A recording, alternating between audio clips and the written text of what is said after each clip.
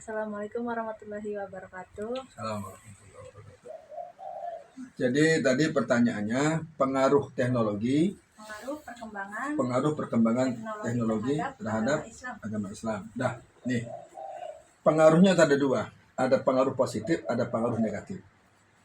Pengaruh positifnya bagaimana kita bisa belajar lebih banyak lewat media tersebut.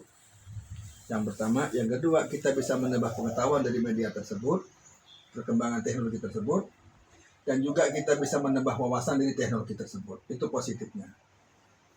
Nah, negatifnya mungkin banyak konten-konten yang tidak bermanfaat, bahkan ada konten-konten yang merusak Islam. Itu negatifnya. Nah, sekarang tinggal kita apakah kita mau mengambil yang positif atau mengambil yang negatif. Tapi yang jelas untuk era modern ini tidak ada satupun orang yang tidak butuh dengan perkembangan teknologi. Kalau kita tidak butuh dengan perkembangan teknologi, dalam artian kita tidak mengikuti alur teknologi tersebut, maka kita termasuk orang yang ketinggalan zaman, bahkan dimakan oleh zaman tersebut. Caranya bagaimana? Caranya kita harus pandai memilah dan memilih bahwa teknologi itu tidak cuma negatif yang ditonjolkan, tidak cuma negatif yang diutamakan, tapi sebaliknya positiflah yang harus kita utamakan. Di perkembangan positif maksudnya di situ kita banyak belajar tentang Islam, banyak belajar tentang tafsir Al-Quran, banyak belajar tentang tafsir hadis, banyak belajar tentang fikih dan sebagainya. Dan negatif, udah tinggalkan namanya negatif, ngapain harus belajar kalau negatif? Kalau negatif tidak belajar pun kita bisa. Nyuri, nggak ada tutorial nyuri ini. Cara mencuri burung tutorial nggak perlu, bisa sendiri kalau positif. Kan kalau negatif hati-hati, sholat diantaranya tanpa ada tutorial sholat kita tidak bisa melakukan sholat sebenarnya. Ya betul, sholat dari Allah Subhanahu Wa Taala lewat Rasulullah. Cuman kita kan bisa mengejar gambaran, kita mungkin terbatas belajar di pesantren, terbatas kita belajar di musola, terbatas kita belajar di misalnya di lembaga-lembaga Islam. Tapi kita sekarang dengan kehadiran teknologi, positifnya teknologi, kita bisa belajar tutorial sholat lewat hal tersebut. Itu maksudnya. Terus apa lagi pertanyaan? Cuma doang. Pertanyaan dulu apa lagi? Peranan ulama dalam pendidikan.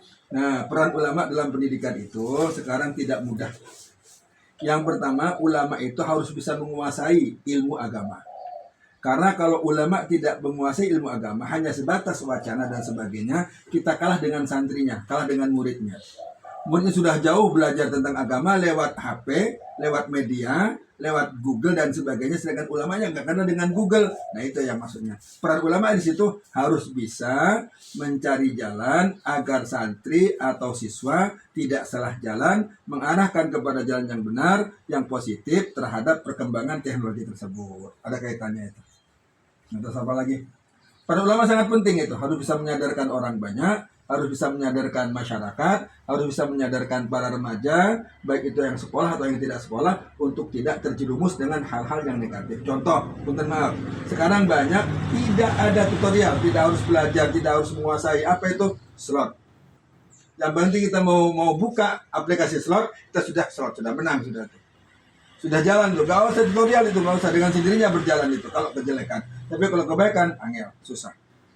Nah, makanya peran ulama itu harus bisa menyadarkan bahwa teknologi yang kita hadapi sekarang, zaman yang kita hadapi sekarang, harus benar-benar dikuasai oleh ulama tersebut. Lanjut.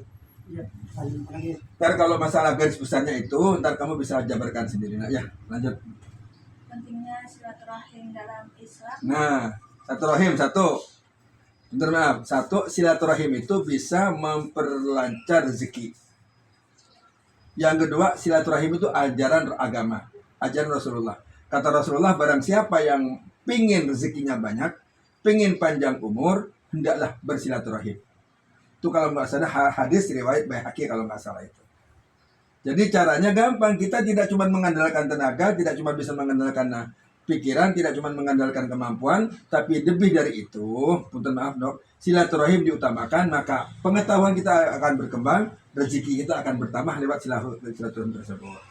Jadi silaturahim itu tidak cuma sekedar bercakap-cakap, tapi banyak pengetahuan yang kita ambil. Sekarang Nia silaturahim ke saya mengaturkan segala macam, itu kan sudah rezeki sudah namanya. Walaupun minumnya harus bawa sendiri kalau sini saya Ya saya nggak tahu kalau mau ke sini. Aturannya kamu bawa minuman sendiri, bawa teh sendiri, bawa Iya. makanan sendiri. Itu apa itu? Coba tenang. Soalnya anak rumah soalnya tenang. Lanjut. Jadi peranan silaturahim itu sangat penting untuk bisa menyeimbangkan antara tingkah laku di luar, pemikiran di luar dengan orang yang dihadapi tersebut, termasuk keluarga. Apalagi nak? Ya orang nggak ngomong sebelumnya, saya nggak siap lah. Nggak apa-apa, sebisa saya lah. Apa yang lagi? Gitu aja. Oh gitu aja. Itu garis besarnya lah ya. Garis besarnya. Selebihnya kamu terjemahkan sendiri ya. Silaturahim harus begini, HP itu harus begini dan sebagainya.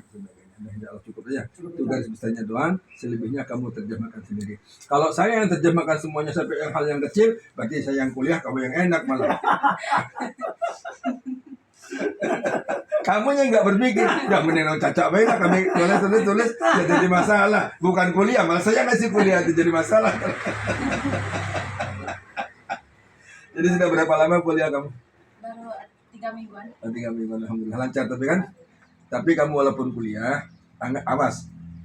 Kewajiban seorang istri itu bukan kuliah, tapi mengabdi pada suami. Selama kuliah itu tidak mengganggu akan pengabdian kamu ke suami, silakan jalankan. Tapi kalau kuliah itu kira-kira bisa merengahkan hubungan kamu dengan suami, udah berhenti aja. Kamu nuntut ilmu itu wajib, lebih wajib lagi mengabdi pada suami. Kamu kuliah itu wajib untuk mengejar karir, tapi lebih baik lagi mengabdi pada suami, mengejar surga. Kalau dulu kamu sebelum bersuami, surga ada di telapak kaki ibu, telapak kaki bapak dan ibu. Tapi sekarang sudah keluarga, surga itu ada di bawah telapak kaki suami. Kalau mengejar surga nggak usah ke Majalengka kuliah, enggak, di rumah ada surga Pak, di bawah telapak